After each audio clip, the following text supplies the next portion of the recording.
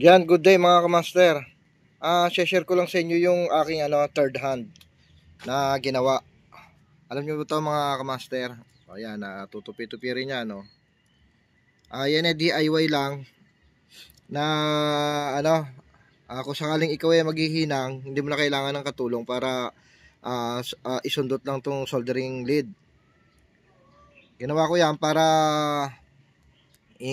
yung kahit wala akong katulong, magagawa ko yung ginagawa ko. Tignan nyo naman yung quality ng gawa ko sa ito. Yung quality ng paggawa ko sa XLR. Okay, Blair brand yan. Baka naman. Yun yung mga nagawa ko, gawa lang nito. Kaya sinishare ko sa inyo mga kamaster. Hinang natin. Hindi lang sa yan, kapakinabang mga kamaster. Hindi lang sa paghihinang.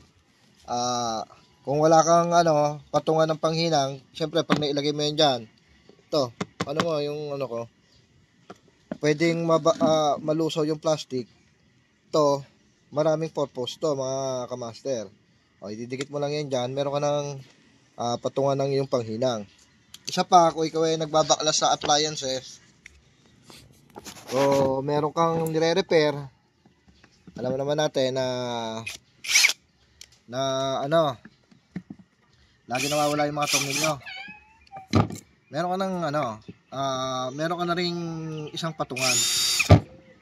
Ayan. Patong mo lang dyan, hindi na mawawala yung tornilyo mo, di ba? Ayan, patong mo dito. Hindi na mawawala yung tornilyo mo.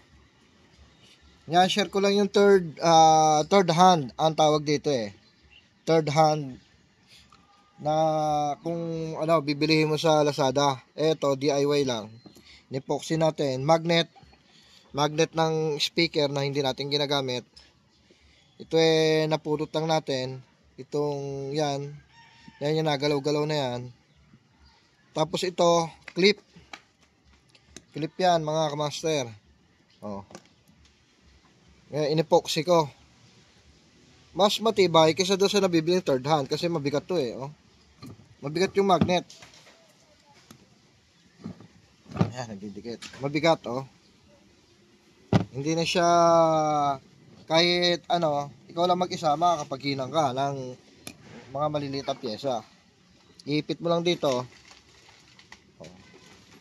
Meron kang soldering face. May hinang mo na yung gusto mong gawin. Diba? Mas mapapadali mo yung trabaho kahit ikaw lang mag-isa. Yan, pakishare yung video mga kamaster para mas marami pa makapanood ng ating mga tips, tutorial na mapapakinabangan nyo. Yan, pinintahan natin yung ating Vega 18 para sa turbo sub natin yan. At yan yung ating ginawang mga kamaster. Kahit ikaw lang ang magawa, magagawa mo yung gusto mong gawin sa pamamagitan nitong third holder.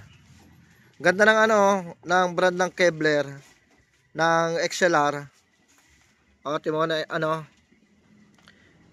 pagka na-i-fix mo na, naglalak siya. Ang kagandahan, hindi matutwist. Hindi mapupulupot yung tatlong linya mo. Okay, pa-share yung video. Maraming salamat mga kamaster. Peace out.